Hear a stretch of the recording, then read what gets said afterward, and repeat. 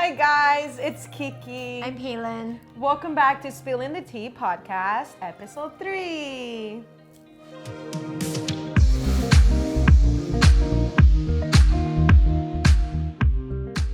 We have to cheer. We have to cheers. We turned 2. Happy birthday, Spill the But Tea. We made it to 2 before we years get old. started, for those asking, shout out Kanai. We are drinking organic soda. This is non-alcoholic beverages. Our landlord was like, were you guys drinking at your last podcast? This is a youth-centered space. We do not promote any alcohol or mind-altering substances. However, we're non-judgmental, but for these podcasts, we are drinking organic soda. Yes. Cheers. Happy Cheers, birthday. bestie. Happy birthday. Look me in the eye. Happy birthday, bestie. What do you think about our birthday party? We are officially 2 years old. It was We are. great. Honestly, it went better than I expected. What did you expect? I don't know. I expected it, yes, to be fun, but I feel like there's a lot of people that showed up that I even wasn't expecting. And just the performances, seeing the youth, have a good time. Oh my God, the performances were so cute. What was your favorite part? My favorite part was that we received a proclamation, which means that now Spill the Tea officially has a date in the state of Hawaii. The city and state gave us a proclamation letter officializing March 11th as Spill the Tea Cafe Day. That's awesome. What was your favorite part? I loved all the drag performances. They were very fun. Shout out Candy Shell, Taraway, and Kahikili. period. Yes. You guys ate that and left no crumbs. We also raised the most money we've ever raised for an event. We Yes. raised $6,000. Thank you all to the viewers, listeners, friends, family, people who thank you support the us. community, all of our friends and families.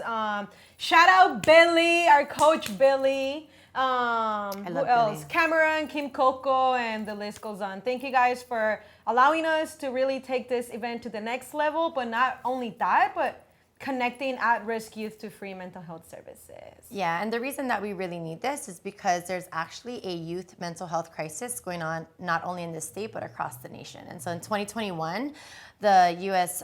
Surgeon General did declare a youth mental health crisis, and suicide attempts went up by 40%. That was that a huge year. number. Yeah, we kind of saw it. Like, we really saw it with our own eyes. We saw the kids not being able to get into the ERs, not able to get into like Kahi or even any inpatient facilities.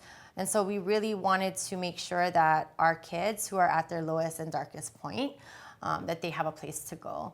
What do you think about the mental health crisis, Keeks?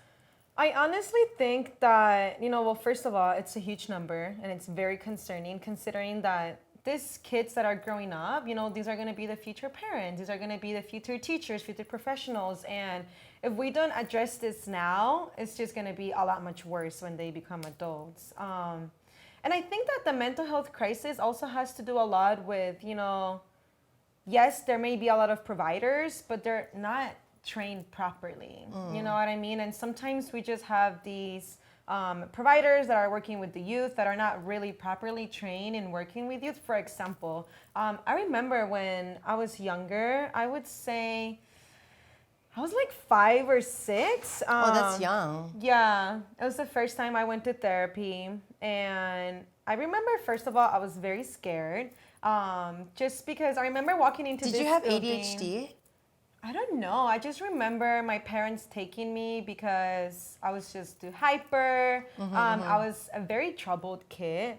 I also couldn't stay in place. My teachers were complaining. Yeah, because a lot of times we see this where girls are not diagnosed with ADHD because they kind of lack that hyperactivity. Does it make sense? And so girls actually are not diagnosed, or they're misdiagnosed, or it's just, for boys, it's a lot more, I guess, apparent. And so you weren't a bad kid and you weren't a trouble kid. No, I'm just saying, if you were bouncing around and stuff, you probably had ADHD, or you probably have ADHD. You have, you're neurodivergent. I definitely have it. But it's not, I don't want you to feel, you shouldn't stigmatize it. ADHD is not a bad thing. I always say it's kind of a superpower because you can hyper focus too, but it's just that we are distracted. Women or girls are more distracted in their mind. It's not really you're bouncing off the walls, or you know what I mean? And so Yeah. when they're actually in class, they can notice like, okay, the boy has ADHD or whatever, but the girl is like most times, anecdotally anyway, you kind of miss that. I was doing my research, I think it was like last year, and I did read something that said that most of the women, they don't get diagnosed until they're like in their late 20s. Right. And I know I wasn't diagnosed until adulthood, so. I still haven't been diagnosed, but I probably haven't. Anyway, sorry, I cut you off. Your first therapy experience. 5, 6 years old, and I remember just walking into this building. It was like a very generic building, just with a bunch of offices.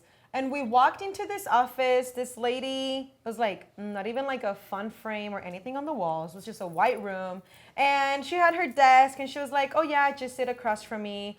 And then it was like, I was sitting here. There was a wall. It was a very tiny office. There was a desk, and then there was her with her computer, paperwork. And it was just like a very uncomfortable setting. It almost felt like I was just visiting the principal and I was in trouble, you know? Mm-hmm. And that made me not want to go back to therapy ever again. Like, I didn't go back until I was like maybe 21 years old. Because you felt like you're in trouble? Yes. It just felt like I was walking into a place where I was just going to get in trouble, and like they were going to tell stuff to my parents, and then my parents were going to scold me, et cetera, et cetera. So I kind of like avoided it. Right. And I think that also has to do with the mental health crisis for the youth, because you know, they may go to these places just similar to my experience, and they may not want to return. Right. Which would make them like avoid getting that help and care that they need. And that actually happens a lot. Again, not everyone likes teenagers, and that's okay, but a lot of times teenagers feel like, why am I going to this stranger? Why am I going to talk to you? And like, I just met you, I have to tell you all my problems, right? And so really engaging with the youth in a way that's like more informal is the way that we try to engage with them, so that it's not so sterile or like what you're talking about. And I think that's one of the things that really sets us apart, is how new and fresh we are to the teens. You know, they're not walking into this regular, very plain office where they just sit. You know, there's a bunch of very serious adults. No, like they come in, they have fun, they make jokes. You know, the clinicians connect more like a friend, I guess, more than your typical therapist. What would you say about the issue of like boundaries, you know, or saying like, okay, well, that's really unprofessional, right? Like, how would you talk to adults or parents or other people who might feel like this is too informal, the way that you guys are operating your, you know, therapy sessions? Well, we're not. It's not informal. I think that, you know, when you're working with the youth, you really need to come down a few levels to really meet them where they're at, so that they can open up to you. And at the end of the day, we do keep it professional, you know, we keep it compliant. And if we didn't act the way we act towards the teens, we wouldn't be saving all the lives that we're saving. I mean, we're currently serving around like 350 kids, so we must be doing something right. Well, I think, you know, more feeling like I'm not being judged right now. You know, like these people are not perfect, so I don't have to be perfect, right? Or trying to bridge that gap of like that authority figure and a you know, person who like is coming because they need help and like something's wrong with them, right? Yeah. I always tell the kids, like, nothing is wrong with you. Like, anybody can actually benefit from therapy if they're open, right? It's like, how can we just get better? How can I improve myself? How can I improve my life? And it's like more like preventative, you know what I mean? Yeah. You don't go to therapy because you're having a midlife crisis. I mean, yeah, sure, you can go to therapy if you're having a midlife crisis. But what I'm saying is that you don't need to be at your lowest low to go to therapy. You can go to therapy anytime. I mean, I love my therapist. Shout out to Sam. I see him on a weekly basis, and I just love him, you know? Yeah. I don't go to him when I'm in a crisis. I actually go to him every single week so that I can prevent getting there. Good. And it's been very helpful. I mean, at this point, sorry, Sam, I think I've learned a lot because I've been doing therapy for so long now, but it's definitely very helpful.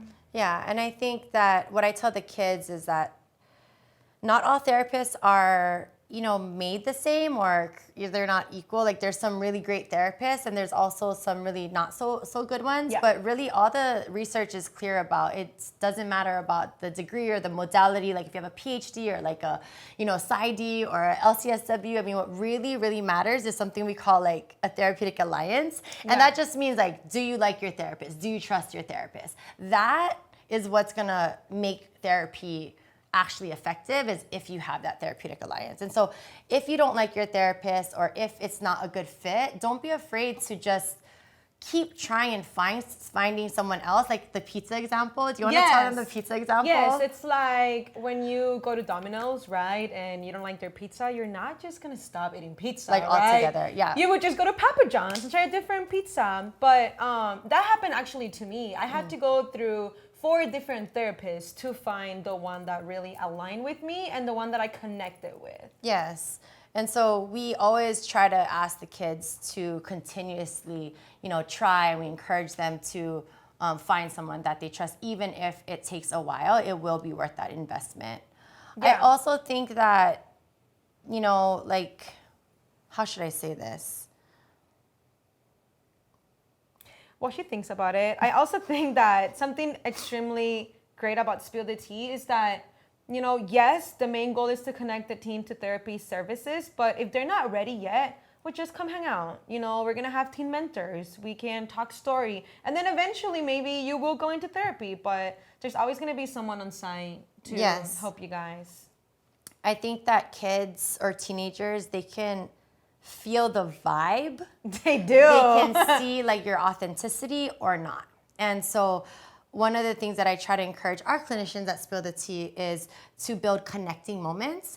And what connecting moments are things that are not so, okay, well, tell me all your problems, tell me how you're feeling today, right? It's more like, what can we connect on that might not be as deep, so that we can build that friendship, that mentorship, that connection that allows you to open up to me. Exactly. You know what I mean? And sometimes I do self-disclose, even though many, many people will say that's a no-no, right? Like, if it benefits the client, if it benefits the patient, then I do self-disclose things that I've been through, or maybe similar experiences that I've had, so that we can be that possibility model for that kid. Yeah. So in terms of how do we fight the mental health crisis, what would you say? And what are some solutions for parents, for kids, for teachers, educators? Like, how can we fight this mental health crisis and win? Yeah, well, I think that one of the things that we do very differently at Spill the Tea Cafe is that we work very closely with the parents, because I do have to say, I'm not a parent myself, but I do have to say that some of these issues that our teens are going through, and even Can I interrupt her? Yes. Kiki was my nanny 5-6 years ago. And so you're the best mom, though. Even though you don't have kids, you've raised many kids, even kids before mine. Yeah. And it's women supporting women. Period. And both of us leveling up together. But I think that'll be our next episode. Yes. Social entrepreneurship. But going back to the thing, I think that, working very closely with the parents definitely helps, because some of these parents just don't have the tools to work with their teens, right? And then also us showing up to the schools, to present. Yeah. Or maybe you like showing an up to IEP the program. state. I mean, the IEP meetings or the 504 meetings. Yes, exactly. Or we just pop up everywhere. We're like, hey, we're here to advocate. No matter where it is, we show up. Yeah, or you showing up to other organizations to train them, That's definitely a way how we are fighting this youth mental health crisis. And also, of course, providing the free services for those that can't afford it. Because I do agree that a factor of this crisis is that parents, guardians, or individuals are not able to afford these therapy sessions. Not everyone is insured. And even if they are insured, the co-pays, yes, they add up for sure. Sometimes just driving is an issue or a barrier. Yeah, for kiddos up in North Shore, on the west side. Right. Because as a reminder, we are located in Kaka'ako, so there's definitely a lot of people that are a little far away from us. And living on an island is a little bit different. We do have lack of resources. I mean, physicians in general, medical and health care providers in general, there's a shortage. And so we kind of feel it, I think, a bit more than the rest of the nation. And unfortunately, that's why we have number one leading cause of death, 15 to 24 in Hawaii, is suicide, right? And so we're really here to fight that. And our dream is to be able to service the kids in any kind of crisis and get them stabilized, and also be able to put our clinicians in every high school. We have big dreams, but that is We're gonna get there. We're en route. We are en route, bestie. Yes. And so we want to be able to have a comprehensive mental health system in this state, and we hope to, be able to lead that. real soon. Thank you guys for tuning in. Why don't we do like 3 questions that they've asked? Okay. Let me get my phone. Okay. You can cut this, right, babe? Shout out to Light Vision Media. Sorry, I'm having So some handsome. issue with the mic over here. Okay, so I have a question, Kiki. For Okay. you. Let's see. How do I talk to my kid if they won't talk to me? I would just do like a open approach. You know, you don't want to go to your kid and be like, why are you not talking to me? Just be like, hey, I've noticed you have been like a little bit distant. Is there anything I can do to help you? Are you okay? Are you going through something? But also don't like bring this topic in the middle of dinner. You know, like make sure you find a safe space where they feel comfy. Maybe like knock on their door, go to their room, or maybe invite them over to your room. Maybe if you guys are alone driving to school, you can check in, but definitely just holding a safe space where you can ask open questions like, hey, and if they don't want to talk to you, if they don't want to say anything, just be like, hey, it's okay, you don't have to tell me now, but if as the days go by, if you want to talk to me, just know that you can talk to me, and whatever you share, it's confidential. I'm not going to tell anyone. And regardless, I will love you for who you are and what you're going through. So I think showing up as a supportive parent in a safe space is definitely one. Absolutely. I like that. I mean, you actually have taught me a lot, like, you know, because Kiki was my nanny. And so just being a better ally, being a more open parent, I think because you're younger, right? And so you can kind of see, I have a teenager, so you can kind of see the teenager's perspective. But you have really helped me in terms of just like calming down, right? And being able to see different perspectives. Things are not perfect. Things are not They're easy. never going to be perfect. Right. But I think it's super important for parents to look at yourself and say, do I actually allow my kid, right? I'm not saying allow disrespect. I'm not saying allow talking back, but do you allow your child to tell you what they're not happy with? Even if it's about you, even if it's about the relationship, right? Because we kind of have a rule in our house. Again, we're not perfect, but it's like you can say anything to us, to mom and dad, mom and stepdad. You can say anything to us as long as it's respectful, right? And so if your kids can't say no to you, really, it's going to be hard to say no to drugs and to sex and like to be able to stand up for that peer pressure. How do you expect your child to develop that muscle if you don't even allow them to disagree with you? So that's one thing that I would leave our viewers with too. Period. I have a question. Okay. Someone said, how often are you going to be launching episodes? So I wanted to launch episodes every month, but Billy, my business Shout out coach, Billy. we love him so much because let me just tell you why we love Billy so much. On this entrepreneurial journey, sorry, see my ADHD, I just am Tune totally in on episode 5 to hear more about that. But you see my ADHD is just like everywhere. Tangential. It's like a spider but web. I do have to shout out Billy because when we started this journey, it's hard. Like I am a therapist by trade, right? You have a science background and you are a nanny, but we don't have like business experience together, right? And so we spent a lot of money. Like when I had to take out a loan to open the place, we spent a lot of money to like hire these like business coaches. And we have, if you are in the same type of, I guess, industry that I'm in and you're trying to also do social entrepreneurship and you're trying to do socially responsible business, you might also feel this way where you're going and you're paying a lot of money to these coaches, but it's not sustainable, right? Like you can't really afford that forever. And when Billy came into our life, he was extremely affordable. And so we weren't expecting like a lot. But what we learned is that it's the mindset and it's the heart. And Billy is a real one. Like he is so invested into our mission, and it's not really about the money, although we all have to make money, right? But again, he's willing to grow with us. And that to me really set him apart. Bottom line, we're going to be launching a podcast every Thursday. So Billy said, no, it ain't going to be once a month. It's going to be every week. So every week on Thursdays at 12 p.m. That's enough questions. Peace out. No, last question. This one is important. Okay. They are asking where can they donate. You guys can donate. There are 2 ways. Easiest one is just go to spilltheteacafe.org. Look at that camera. Go to spilltheteacafe.org and just click on the button Donate Now. Spilltheteacafe.org. Yeah. Or you can just go into our Instagram, spill_the tea cafe, and on the link on bio, just click on that. There are gonna be always 4 links. Click on the one that says donate now. Thank you guys for helping us survive till year 3. Thank you guys.